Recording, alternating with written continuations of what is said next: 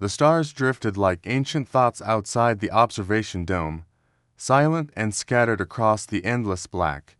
Inside the docking bay of the Orindra Ark of a floating cathedral of memory, everything was precision, light, and humming gravity fields. A voice echoed through the chamber, calm, mechanical, incoming vessel, Terran registry, identity confirmed, clearance granted. Elara Voss didn't flinch. She never did. She stepped off the shuttle ramp in standard issue Terran fleet fatigues, gray with deep blue trim, her boots hitting the polished obsidian floor with the weight of someone who knew exactly why she was here even if no one else did. Overhead, memory lattice conduits pulsed with soft blue light, like veins of thought running through the bones of the station. Around her, alien scholars in flowing robes and abstract bodies moved with polite avoidance. Species from across 3 galaxies flowed through the campus. Some hovered, some shimmered, some barely looked solid, but all had one thing in common. They knew where not to look. At the human, Elara wasn't offended. She was used to the stares, the whispers, the subtle recoil. The galaxy had moved on from war, or so they liked to tell themselves. She adjusted the strap of her satchel and moved toward the orientation terminal. "Welcome, Cadet Elara Voss," said the station's AI, its voice genderless, calm, and infinitely patient. "You have been accepted into the Orindra Archive under the Interstellar Knowledge Accord. Your program, Applied Memory Logic, Class Tier Q9, Residency, Wing C, Level 7, Faculty Advisor assigned, Archivist Velenmar." Elara blinked once. "Show me the war archives." A brief pause. Then the AI responded, "Specify which war, humanities, the early expansion conflicts, Earth's fall, Operation Gaia, the Void Front Rebellion." Another pause. Longer this time. "I'm sorry, Cadet Voss, those records are currently inaccessible." She raised an eyebrow. Inaccessible, or redacted, status, classification, mismatch, no authorized entries found. She stared at the screen, her reflection faint on its surface. Cold blue eyes, tied back ash blonde hair, a scar above her left brow that still ached when she dreamed. She reached into her satchel, pulled out her dataship, and slotted it into the port. The screen blinked twice and scanned the Terran seal. The same response. No authorized entries found. That shouldn't have been possible. Her clearance was tied directly to the Terran Central Archives. This wasn't a glitch. It was a wall. She turned, slowly surveying the atrium, the grand entry hall of Orindra, where walls curved into arches like the inside of a mind. Holograms of ancient battles shimmered across the domes, Circan duels, Valari uprisings, the Stormfront Accord, all perfectly preserved, all accessible. Just not hers. Behind her, the AI spoke again. "Is there anything else I can assist you with, Cadet Voss?" Elara Voss smiled, the kind of smile that never quite touched her eyes. "Yeah," she said softly. "Tell me who erased us." And just like that, she was no longer just a student. She was on a mission. And someone powerful had something to hide. The classroom didn't look like a classroom. It felt more like stepping into the core of someone's consciousness. The floor shimmered with reactive glass, adjusting subtly to each step. The walls were alive with threads of suspended data, flowing like rivers of light, some blue, some gold, some crimson. In the center, a sphere hovered, spinning slowly, containing millions of captured memories. The lattice. Every student had access, but only those with approval could alter it. Or so they claimed. Elara Voss stood quietly near the edge, hands behind her back, taking in the alien students arranged in a semicircle around the lattice. There were 23 of them. She'd memorized their faces before arriving species. From the Korthi Mine Spire, the Trellan Diplomatic Guild, the multi-bodied Solari Consensus. She was the only human. "Begin." The voice came from the front of the room, clipped and cold. Professor Alan Velenmar was a tall, spectral figure whose body shimmered like glass under liquid. No discernible mouth, but a voice projected into the mind with the weight of stone. "Today's discussion," the professor intoned, focuses on memory integrity. Should stored memory be preserved as is cold, clinical, neutral, or is emotion a valid data carrier in mnemonic frameworks? A student floated forward, a translucent jellyfish-like being. Emotion distorts accuracy. Truth must remain uncolored. A ripple of approval murmured through the class, soft flickers of bioluminescence, folded wings, a vibration in the floor. Professor Marr turned to Elara, Cadet Voss. As our first Terran student, your input on emotional memory is statistically underrepresented. Speak. Elara didn't move at first. She just stared at the lattice. Emotion is the data, she said finally. Without it, memory is just a hollow record. It becomes noise without meaning. There was a pause. A flicker of disapproval ran through the room. Professor Marr tilted its head. Emotion introduces bias. Bias invalidates clarity. Elara stepped forward. Let me show you something. She reached into her satchel, pulled out a restricted memory core, and held it to the lattice interface. There was a hum, a warning flash. Then, reluctantly, the system accepted the feed. The room dimmed, and then it happened. The floor shuddered with explosions. Screams echoed from nowhere. The scent of smoke-burnt polymer, scorched flesh filled the air. Students staggered as the projection stabilized around them. A battlefield, dust-choked sky, shattered city. Human Marines pinned behind wreckage, taking fire from drones above. Elara stood in the middle of it, eyes locked on the projection. Operation Ghost Wall, she said. Terran defensive front, 7,200 casualties. The moment we realized we were alone, she pointed to one Marine in the feed, crouched behind cover, trembling, his hand on a transmitter. That's my brother. The class froze. He was ordered to hold the line while the evac ships retreated. He was 19. He asked for permission to disobey. He asked me. Professor Marr's voice cut through the silence. This memory is unsanctioned. No, it's human.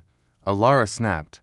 And the only reason I remember it is because it mattered. Not because it was recorded cleanly, but because it hurts. The memory faded. The room fell back into sterile stillness. For a moment, no one moved. Then, a Zephyr student, crystalline and silent until now, shifted slightly. Another blinked more slowly than before. One even looked down. Something had changed. Professor Marr said nothing. Just turned back to the center of the room. Class adjourned. Students filed out in an odd silence.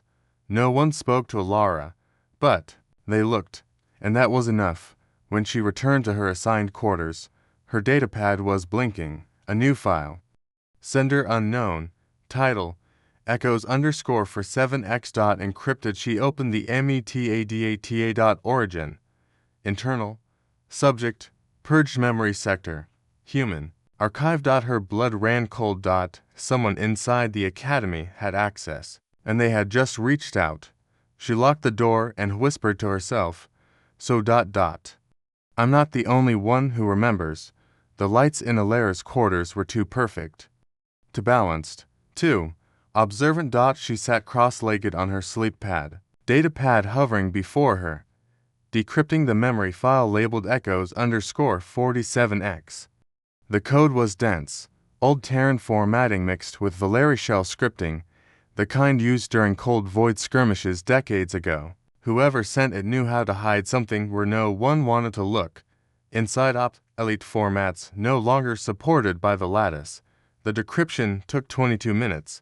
What emerged wasn't just a memory. It was a signature, a flicker of someone else's recall, one that wasn't her own, a battlefield she'd never seen. An admiral's voice issuing a final evacuation order. But what stopped her heart cold was the timestamp. Gaia conflict. Day 6. Human loss index. Classified. Marked as redundant data. Deleted by authority of Oringer Council. Deleted, and yet it was here. Intact. Sent to her. She stood up, eyes narrowing, and began scanning her room, slowly, deliberately. First the walls. Then the desk, the air filtration vent. Then, above her sleep pad, she paused, a tiny glint. She leaned closer. It wasn't a standard alloy. It was optical-grade sapphire camouflaged, no bigger than a grain of rice. And it blinked. Live-feed recorder. Not public. Not student issue. This was surveillance tech. Military grade. Internal. A second unit was hidden behind the lighting fixture, a third inside her mirror. She reached for her personal comm interface, slid her tactical lens over one eye, and activated a localized M-scan. Faint red threads emerged across the room, dozens of invisible pulses mapped to biometric sync points, heart rate, sleep pattern, memory activation. Not only were they watching they were recording her cognitive response to memory access. She exhaled slowly, rage-cold and clinical. This wasn't an academy. It was a lab. She moved to her terminal, bypassed standard student access protocols, and pinged the campus root directory. Most sectors were locked, as expected, but one sublayer tagged under maintenance feedback was wide open, and within it, she found a log, a time-stamped record of when the surveillance units activated, and who triggered them. She froze. Professor Alan Ver, initiator code, internal oversight node, Elara, a voice said behind her, calm and low. She spun fast, standing. In the doorway, leaning casually against the frame, was a man she hadn't seen before, humans, or close. His eyes were wrong gold and slit like a hawk's. Professor Cashin Rowe, Department of Historical Semiotics. Supposedly neutral, definitely not a fan of memory warfare discussions. How long were you standing there? She asked, voice cool, long, enough to see you slice into a locked maintenance node using blacklisted Tarantuls, he said mildly. Elara didn't flinch. Are you reporting me? No, he pushed off the doorframe. I walked slowly inside. I'm too tired for that. Besides, it wouldn't matter. She studied him, wary. Why not? He tapped a finger to his temple. Because you're not the only one being watched, and not the only one with questions. She narrowed her eyes. Then why are you here? He turned, gaze sharp now, to tell you this. They don't care about what you remember. They care about how much of it can spread. What are you saying? I'm saying this academy, in a sanctuary of knowledge, it's a firewall. And you're not a student here. He glanced at the blinking recorder. You're a breach. And with that, he left. No more explanation. No names. No promises. Just a single line etched into her thoughts like a warning carved in steel. She waited 30 minutes. Then covered every camera with scrap foil from her emergency rations pack. She pulled out the burner comm embedded in her belt buckle, a diplomatic-grade microtransmitter rigged for quantum pulse messages. She uploaded her findings. The deleted GAIA memory fragment surveillance cam footage access logs Professor Rowe's face. From her visual capture log then, she tagged the message with her authorization code. Elara Voss code gray category red infiltration status. Compromised. 2. Terran Intelligence Command. She pressed send. No sound. No confirmation. Just a blink of light. And the message vanished into space. Mission status. Active. Eyes on her. Memory weaponized. And now Earth knows. The auditorium was shaped like a memory. Core circular, layered, and alive. Thousands of points of soft light hovered in the air like frozen stardust, each one representing a registered participant. Students, professors, administrators, and a handful of off-world observers beaming in through HOLO-bridges. At the center stood the lattice interface, an obsidian disk embedded in the floor, linked directly to Oringer's central memory network. On most days, it was used for safe, moderated playback. Today, it was Elara Voss's turn, and today, she wasn't here to play safe. She walked into the center in full dress uniform, polished Terran gray, with no insignia. Just her nameplate. The silence that met her was sharp, anticipatory, maybe even a little amused. Whispers floated at the edges of the hall. The human, she's emotional, unstable, should present a battlefield as philosophy again. Professor Alan Vailmar, seated in the observation ring, made the announcement in a cool, resonant tone. Cadet Elara Voss, Terran Federation. Final thesis presentation. Applied memory as strategic cognition. You may begin. Elara stood still. No datapad, no notes, just a single memory core in her palm. Thank you, Professor, she said. My thesis today is nonverbal. That got attention. I won't be citing comparative frameworks or reciting analytics on cognitive retention. Today, I'll let the truth speak for itself. And then she placed the core on the lattice. The lights dimmed, the room changed, the air itself thickened, humming with charge. One by one, every observer in the chamber found themselves pulled, not into a lecture, but into a war. The auditorium dissolved into ash and flame. They stood felt on the shattered outskirts of what once was Earth's last orbital colony during the Gaia conflicts. The air burned with ozone. Alarms screamed in every direction. Students and professors alike stumbled, panicked, tried to deactivate their links, but the feed bypassed personal control. Full immersion override. Unheard of, unapproved. UNCONTAINABLE. Soldiers ran past them, real, not theoretical, blooded, screaming. Humans, hold the line, we fall here, Earth dies. Overhead, enemy drones descended, not alien in shape, but sickeningly familiar. Marked with the insignia of the Council of Concordant Species, the very same who now funded Oranger's academic charter. A child huddled under wreckage, a mother pulled into a dust cloud by automated recon units, and in the middle of it all Elara's voice, from years ago, trembling and raw. They said they'd protect us. They lied. Back in the real world, people screamed, one professor vomited, others clawed at their seats, trying to disconnect. And then it stopped. Just as suddenly as it began, the room snapped back into place. Clean air, marble floors, the lattice humming calmly, but the memory lingered. Visceral, smoldering. Professor Velen Marsh stood, visibly shaken. You violated the memory ethics protocol. That level of access is forbidden.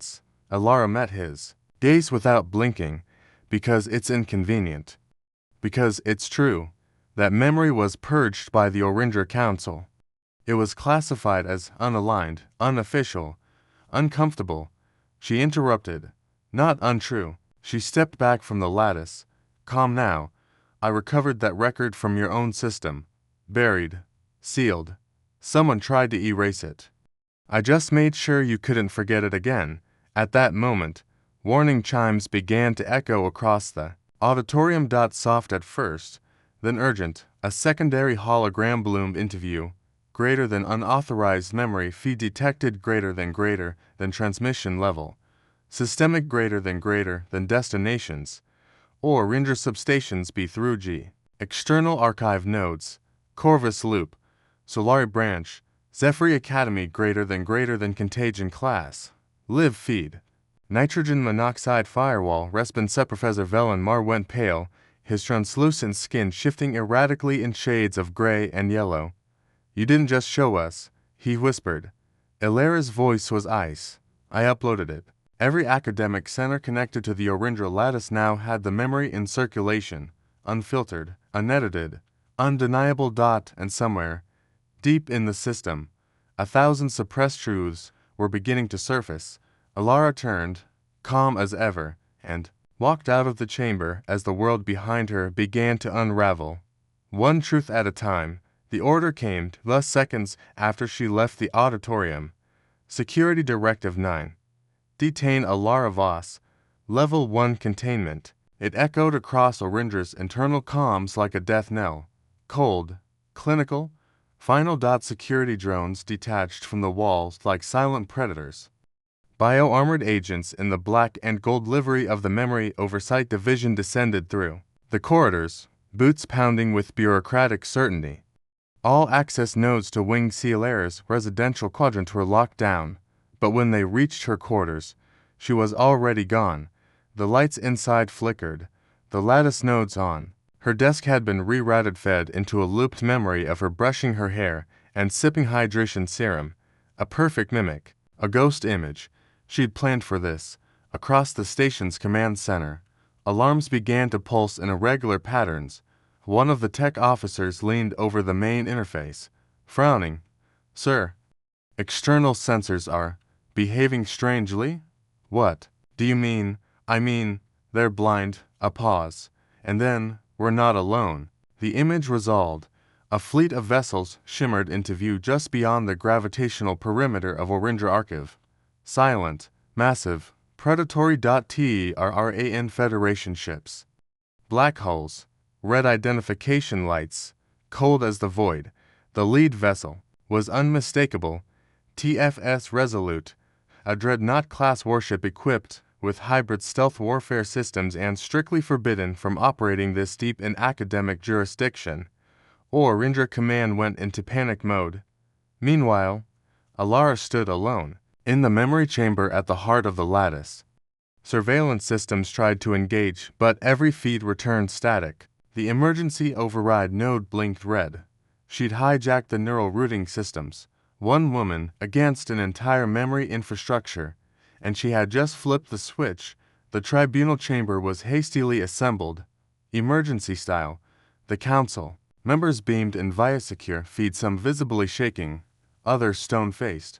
Professor Alan Vellenmar led the charge, his voice more brittle than usual. "You are hereby charged with weaponizing cognitive constructs in violation of the memory accord. You have unleashed emotionally destabilizing records across protected academic channels. You've incited civil unrest among member institutions.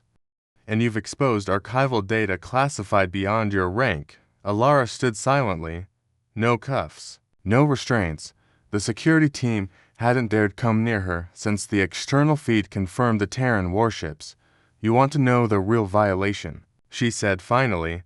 "It's not me weaponizing memory. It's you erasing it." Silence. The Gaia conflict wasn't a theory. It wasn't propaganda. It wasn't distorted by grief. It happened. "I know because I was there." Murmurs rippled across the chamber. She stepped forward. "You deleted a war, a genocide. You sterilized it from every record node, every historian, every classroom. You told the galaxy it was a misunderstanding. You buried the dead and called it clarity." A counselor's voice crackled from the feed. "Impossible. You'd have been too young. That event was classified. The memory was sealed before anyone could question who sold Earth out." She tapped her wrist, a hollow bloom. A child no more than 7 crawling through rubble, dragging a bleeding sibling. A drone hovering overhead, marked not with an enemy banner, but the emblem of the conquered. Council's diplomatic fleet. The date, Gaia conflict, final day, the source, Oringer's own deep memory reserve. Labeled, redundant, non-verified, deleted. "That child was me," Elara said. "And you tried to erase me." The room fractured.